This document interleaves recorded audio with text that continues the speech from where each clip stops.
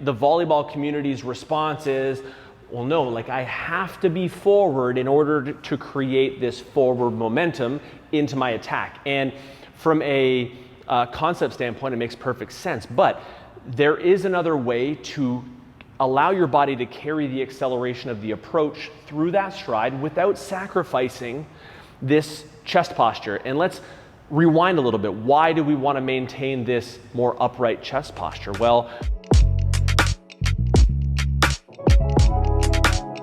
awesome. That's awesome. All right, let's find our next question. This is how we're going to do things now. Is we're going to be driven by you. And if you want to ask a question, you go to our Instagram. It's at Project Pure Athlete, and I post stories all the time that ask you to ask me a question. And today, we're just going to start. Let's see. Let's go back to the very start here. We have one from Hugh Dang. I'll put it up on the screen right now. For volleyball players, how would you broad jump whilst, great word use, keeping a taller posture? Hey, that's a freaking awesome question. Talk a lot about the concept of maintaining a taller chest posture through that big penultimate stride, right? And the volleyball community's response is, well, no, like I have to be forward in order to create this forward momentum into my attack. And from a concept standpoint, it makes perfect sense. But there is another way to allow your body to carry the acceleration of the approach through that stride without sacrificing this chest posture. And let's rewind a little bit. Why do we want to maintain this more upright chest posture? Well, it's really about preserving the relationship of your center of mass to the contacts of the floor.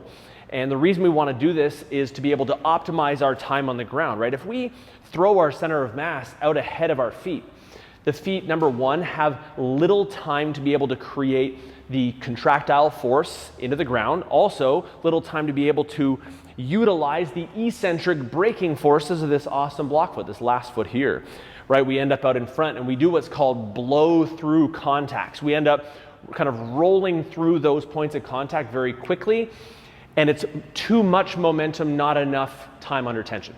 Okay, so let's learn how to preserve that chest posture.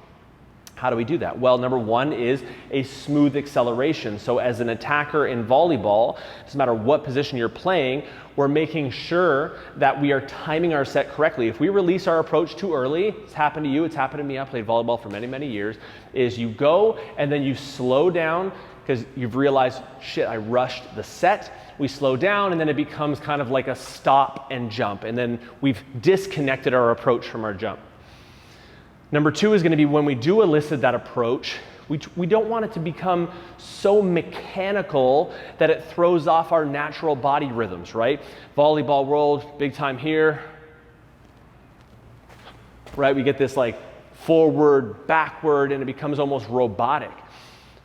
I transitioned from the world of professional dunking and track and field into volleyball and became a very successful jumper and attacker simply based on the fact that my natural rhythm and feel of jumping was quite high, right? My ability to attack came a little bit later in terms of following through my swing mechanics, but my ability to get to a set, create momentum and transition that was very, very high simply based on the fact that my mechanics were very efficient.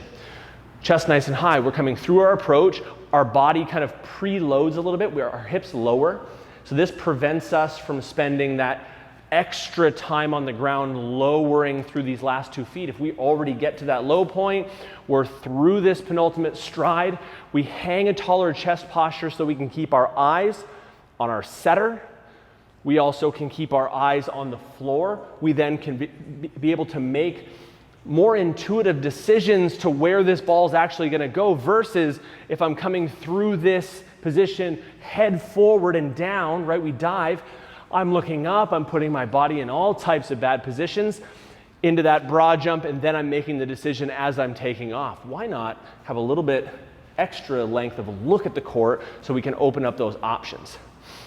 So how do I not broad jump but still gain momentum and speed? Well, it's really going to be how well do you accept, manage, and transition the acceleration you've created early on in your approach.